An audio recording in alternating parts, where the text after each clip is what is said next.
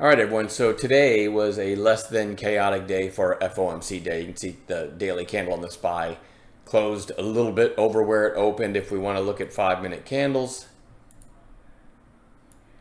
you can see it was, it wasn't as smooth as it looks when you look at the daily candle. It's pretty choppy, but overall, some really good ideas in chat today. Somebody had posted. I'm just going to share this. This wasn't really a call. Somebody had posted PRCH. First of all, I tried to put this out through 8 this morning, and it happened in like the opening couple minutes. So I didn't get to call that one. But somebody posted a 10 flush late in the day. We were looking for that last pullback, and I absolutely nailed that trade. I can't remember. I should have looked up to see so I could give a hat tip. But whoever that was a great post. I had a couple other like individual trades on PRCH too, but the real trade was buying it at 8 and just holding it all day, right? Really impressive move there. That one is on the watch list for tomorrow. Some of you played TEM pretty well. I'm just going by memory here because I got a thing I got to do, so I'm just going to keep it short tonight. But teamwork's fantastic. And the good thing about tomorrow is FOMC is behind us, right? So let's talk about what we're watching tomorrow. Let me throw this up here real quick.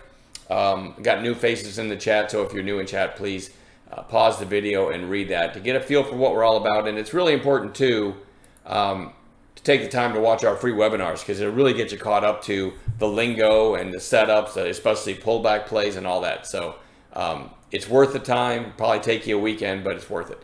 All right, let's start with TEM. Big volume today. Gap, well, it's about a flat open, but sold off and a really impressive rebound.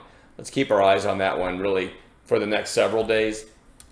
UPWK goes back on watch today inside of yesterday, but today's high and yesterday's high pretty close to each other, so it's holding up really well. Could give us a trade tomorrow. AEVA, similar to that one. Had the breakout yesterday and inside day today, but held up really well. UUUU. Kind of interesting, right? Had a nice move back here, and you could argue that it's kind of flagging. I think they've got earnings coming up, though, so we'll see if it's gapping in the morning. EOSE, nice breakout today. Could give a second day play. IONQ reported after hours. As I'm talking to you, it's trading at 29.73. Let's just glance at the after hours action.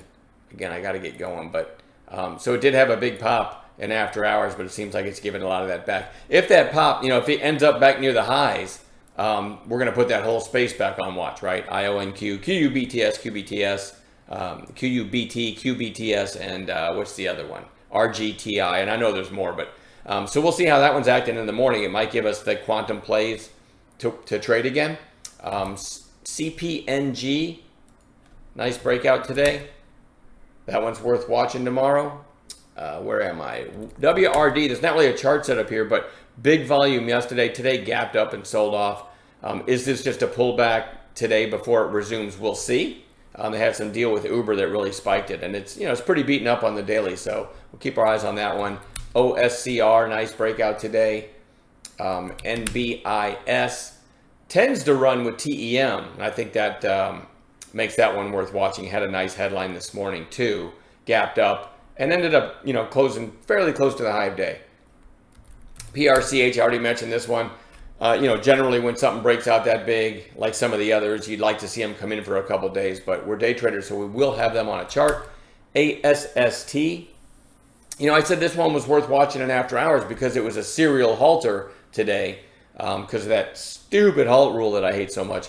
And then, so I'm working on finding stocks for tomorrow and trying to watch after hours, and it ended up ripping from, through the early after hours high of like 355 and just ripped to 394 real quick, and I didn't get it. I was, trade or do something else is what they say, right? And I was trying to do two things at once. So, but it did give a nice after hour trade. I think maybe JTR in chat got that one.